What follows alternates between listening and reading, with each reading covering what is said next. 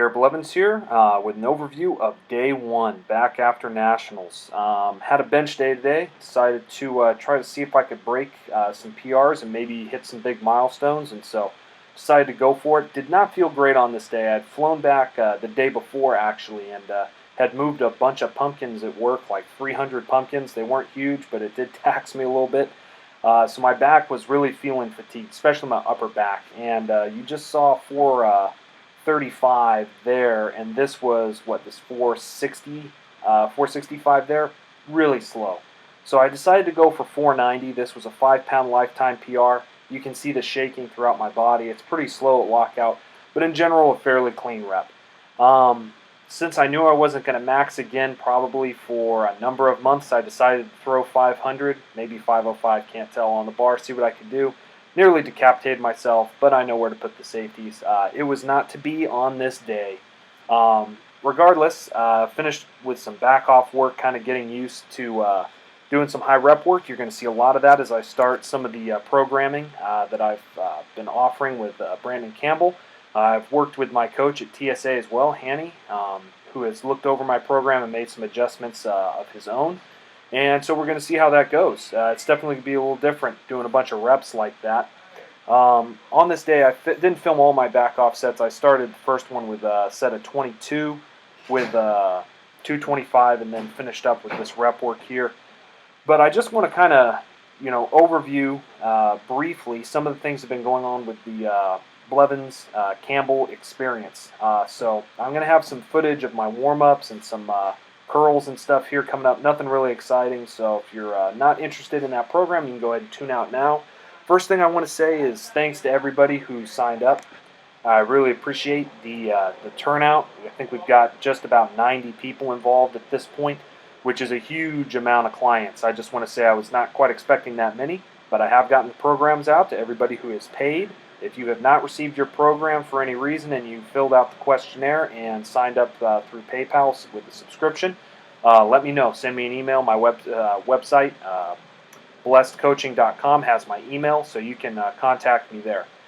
Next thing I want to say is the weights for week one, all you clients out there, those are to be adjusted. There's RPEs listed. In general, you want to go more by the RPE than the weights.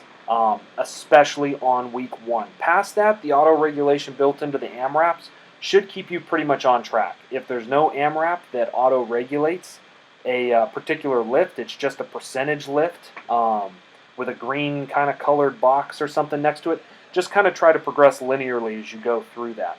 Additionally, put your questions in the form and look in the form to see if there are answers to your questions already. Also, there's the Facebook group that most of you have signed up for. I sent an email invitation after that. If you have not gotten in yet, again, email me, let me know. You can ask your questions there. A lot of people, especially my returning clients, will be able to answer some of your questions for you if they're easy questions. Now, that said, if there's anything in the program at all that you can't do, there were a number of comments that were put in to the comment section of the questionnaire that I did not address when I made the programs. That's because I want to use the form to address those questions. So bring them up again if you have any issues with your hips, if you have a meet coming up, something like that, where you're going to have to modify the program. Let me know in the form so everybody can learn from that and not just you. The programs I've sent out are a starting point, but they're not the ending point. This is guided programming. And so I'm here to help you. It's not a finished product. It's not set in stone. These are things that you're going to need to modify. I won't have any footage of it, but I did do the first workout of my first week, and coming from low reps to the high reps was miserable. Ended up puking in the bathroom for a little while, which was not my favorite. That does not mean you had a good workout, which my coach reminded me of. It just means that you're shocking your body. And so I probably should have not gone quite as hard as I did today, but I did want to push it and make sure I wasn't being a pansy.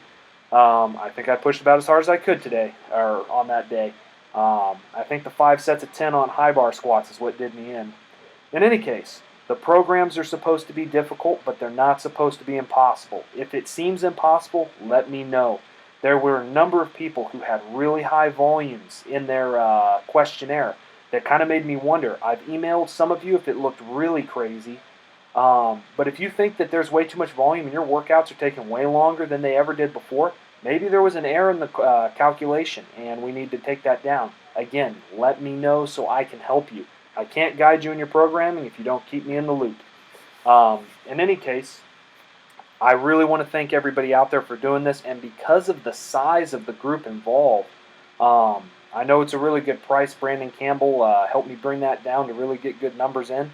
Um, I'm probably going to be asking for some feedback and some information. This is a large study group to see how training works and what the gains and effects are. So track your training in that spreadsheet, save it as you go along, and we'll make some updates and changes to each of your programs. But I want to see in general how people respond to this, especially if we go into a peaking program after this. There'll be more information on that. But again, I wanted to thank you all for doing that.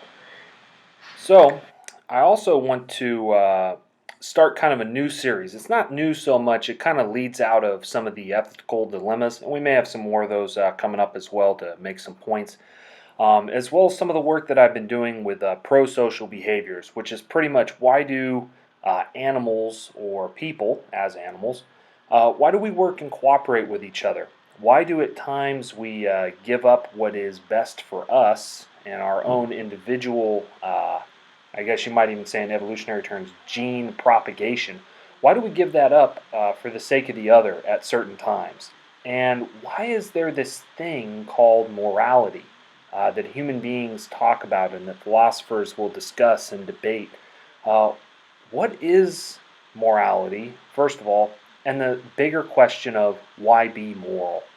If there is a moral standard out there, an objective that we pretty much agree on, why ought we to live that way if it doesn't bring us the greatest pleasure or the greatest happiness?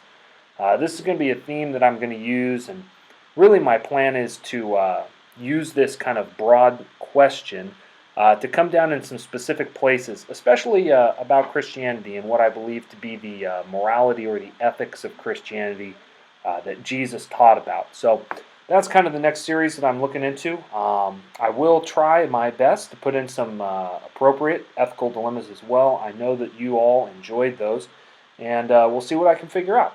In any case, I hope wherever you're at, you're doing well. Blessings.